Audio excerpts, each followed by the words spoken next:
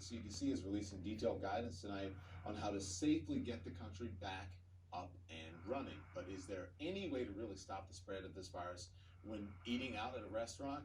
That's what everyone wants to know. Randy Cade went to a Florida lab to find out. Put some in. And should I rub it all together as well? This yellow tinted goo is a mixture of petroleum jelly and fluorescent solution. Under ultraviolet light, this will glow. Okay, and that's going to simulate germs on my hand. Correct. So this will simulate contact spread, from you to other things that you touch and maybe touched by someone else. Dr. Patrick Hughes is an ER doctor who oversees the emergency medicine simulation program at Florida Atlantic University. Hi, ladies. Hi. He invited us to lunch, designating me the so-called spreader, so we could see how germs on my hand, which could be coronavirus droplets, could spread in a restaurant setting. At our table, we keep our masks on to protect ourselves and each other. Thank you.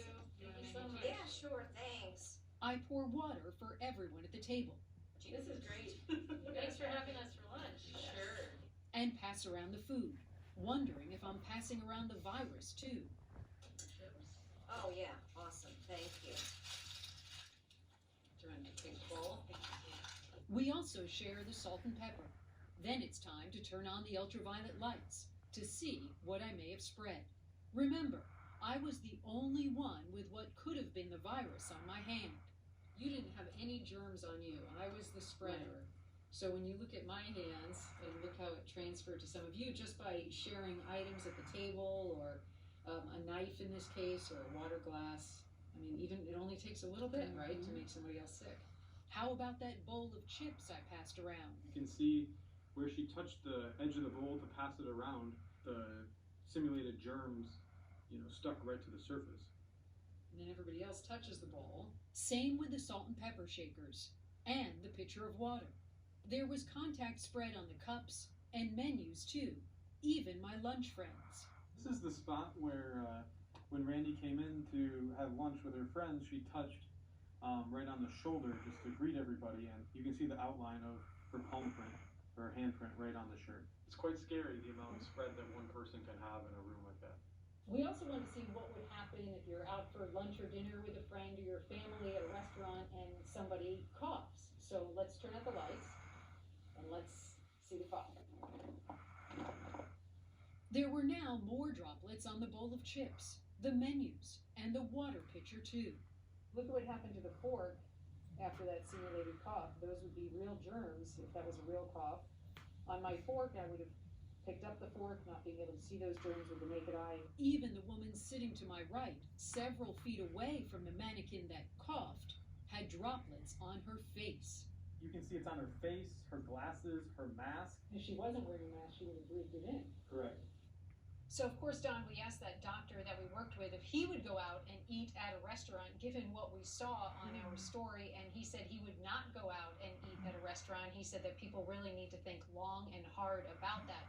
The trouble is, Don, with a restaurant, it's really hard to protect yourself because you can't wear a mask if you want to try and eat. You can't wear gloves depending on what you're eating, and depending on what city you're in, a lot of these restaurants are very confined spaces, so the tables are very close together and you can't social distance. So bottom line, Don, is it's really hard to protect yourself when you go out and eat in a restaurant. Don, back to you. Thank you so much, Randy. I appreciate that. I did not need to see that. I want to bring out Dr. Lena Nguyen. She is an emergency room physician and the former Baltimore City Health Commissioner. Oh my gosh, doctor, I'm already freaked out. That was I mean, I know how you feel.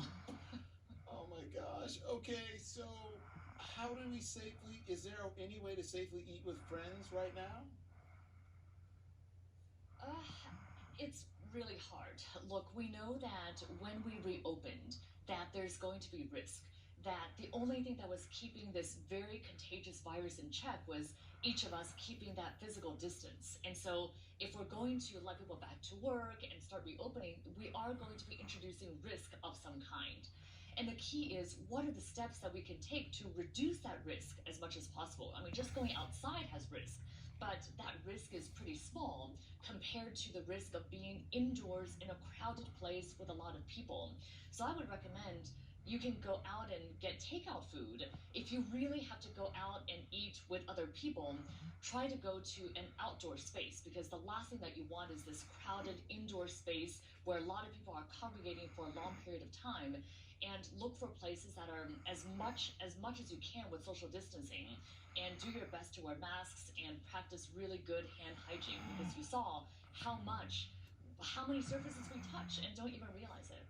I had been invited to like these social distancing barbecues and dinner parties. So far I haven't gone, but I don't know, lunches. I don't know. I can't. I can't. Okay. Anyways, as of tomorrow, all 50 states will have partially reopened. What measures should businesses, especially restaurants, be taking to help stop the spread of this virus? Sure. So the CDC has come out with guidelines that are not as rigorous and not as specific as I would have liked, but there are pretty good guidelines that illustrate at least what are some of the things that we should be doing. So for businesses, as an example, they should still be encouraging and allowing telework as much as possible. They can also be looking at their internal protocols. Are there things like